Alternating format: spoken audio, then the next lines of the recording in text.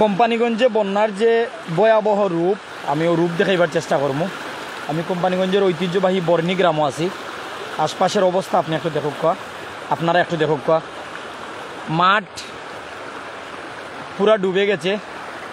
এটা গ্রামের রাস্তা, কোম্পানিগঞ্জের ঐতিহ্যবাহী বর্ণী গ্রামের রাস্তা। রাস্তার উপরে কোমর পানি, হাঁটু পানি। রাস্তার উপরেই আছি দাঁড়িয়ে।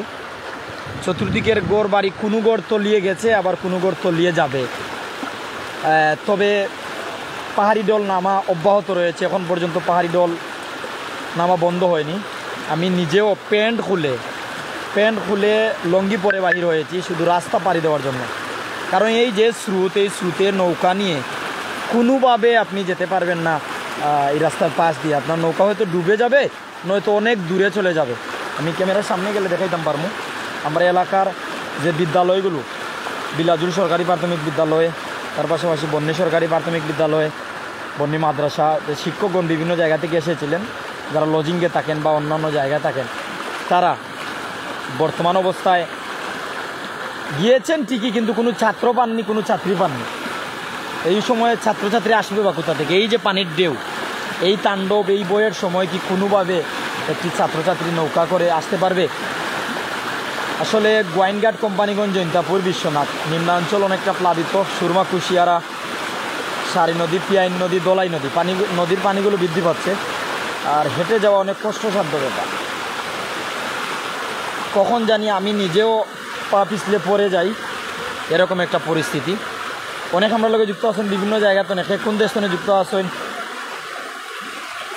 আর অর্থাৎ সে কোন দেশ থেকে দেখা, সে কোন জায়গাতে দেখা, আমরা লোক সে কোন জায়গাতে না। ভাই সাহেব কোন জায়গাতে নাই রাবা? আমরা সে ওই মাথা থেকে আসতেছি ভাই। বাড়ি কোন জায়গা?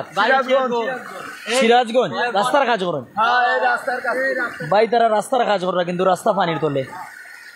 অনেক আমরা লোকে যুক্ত আছেন বিভিন্ন জায়গাতে নেই, অর্থাৎ যারা এই এলাকার মানুষজন বিভিন্ন জায়গায় থাকেন, তারা ওই দেখো আইরা কিতা অবস্থা, বিজে যাওয়া লাগবো কোমর পানি।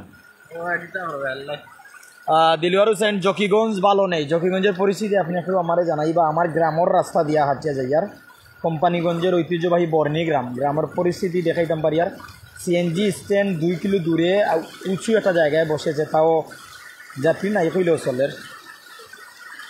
যারা আমার লগে আছেন কোন সময় জানি পরি ফললে যাতে মোবাইলটা উপরে থাকে, দোয়া করবা। আমরা লগে অনেক যুক্ত হয়েছেন, কমেন্ট করবা। ত্রাণ গেছে, গড় বাড়ির ক্ষতি হয়, প্রত্যেকে কমেন্ট করবা, আপনার মূল্যবান মতামত জানাইবা। আপনার মতামত জানাইবা লাইনাম। আমরা লাইভও যুক্ত হয়েছি, আপনার মাধ্যমে আমরা জানবো, আমরার মাধ্যমে আপনারা জানবা।